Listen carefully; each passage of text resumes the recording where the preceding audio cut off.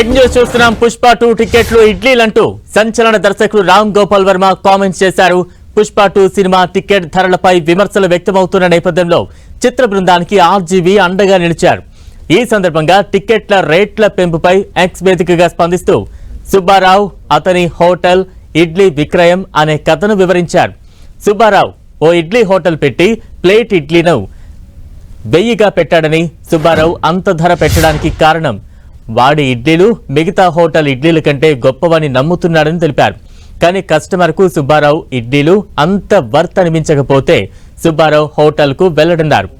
దీంతో నష్టపోయేది సుబ్బారావు ఒక్కడే తప్ప ఇంకెవ్వరూ కాదని ఆర్జీవీ స్పష్టం చేశారు. అలాగే సుబ్బారావు ఇడ్లీల ధర సామాన్య ప్రజలకు అందుబాటులో లేదని, ఎవరైనా ఏడిస్తే అది 7 స్టార్ హోటల్ సామాన్యులకు అందుబాటులో లేదని ఏడ్చినంత వెర్రితనం అవుతుందని రామ్ గోపాల్ వర్మ ఎద్దేవా చేశారు.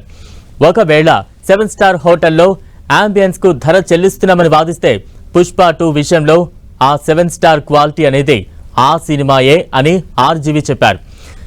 డెమోక్రాటిక్ క్యాపిటలిజం అనేది క్లాస్ డిఫరెన్స్ మీదే పనిచేస్తుందన్న ఆర్జీవీ అన్ని ప్రొడక్ట్స్ లాగే సినిమాలు కూడా లాభాల కోసమే నిర్మించబడతాయని, ప్రజాసేవ కోసం కాదన్నారు.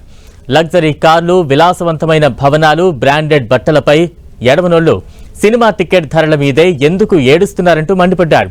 ఎంటర్టైన్మెంట్ నిత్యావసరమా? ఇల్లు, తిండి, బట్టలు ఈ మూడింటికన్నా ఎక్కువ అవసరమా అంటూ ప్రశ్నించారు. ఈ మూడింటికి బ్రాండింగ్ ఉన్నప్పుడు, నిత్యావసరాల ధరల ఆకాశాన్ని తాకుతున్నప్పుడు ఆకాశం లాంటి పుష్ప 2 సినిమాకు పెట్టిన రేట్లు కూడా తక్కువే అని వివరించారు. అలా అనుకుని ఎవరైనా సినిమా చూడడం మానేయొచ్చని, లేదా రేట్లు తగ్గాక చూసుకోవచ్చని హితవు పలికారు. సుబ్బారావు హోటల్ విషయానికి వస్తే ఇడ్లీ ధర ఇప్పటికే వర్కౌట్ అయిపోయిందన్నారు.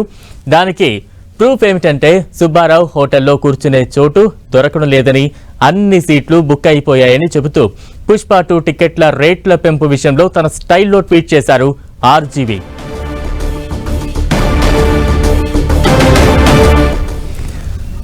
ఇక ఆర్జీవీ పోస్ట్ కు సంబంధించి మరింత అప్డేట్స్ అందించేందుకు మా ప్రతినిధి వెంకట్ సిద్ధంగా ఉన్నారు. వెంకట్,